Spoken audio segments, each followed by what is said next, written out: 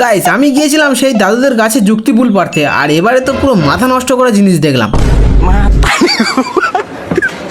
সকালে অতিরিক্ত গরমের কারণে আমার হালকা করে ঠান্ডা লাগছিল, হ্যাঁ তাই টুকুস করে চানটাও করে নিলাম। শালা এই গরুগুলোর সাথে থেকে থেকে আমার চুলগুলো ঠিক গরুগুলোর মতো হয়ে গেছে রে।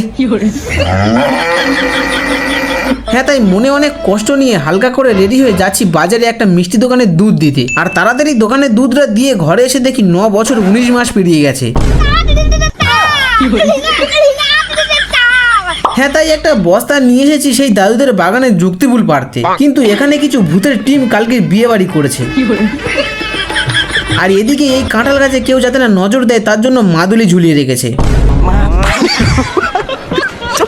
যাই হোক, তারপর অনেক কষ্ট করে ফুল পাড়া কমপ্লিট করে সেই দাদুদের জন্য কিছু ফুল রেখে যাওয়ার সময় ওদের গেটে নতুন এক ধরনের চাবি দিয়ে দিচ্ছি।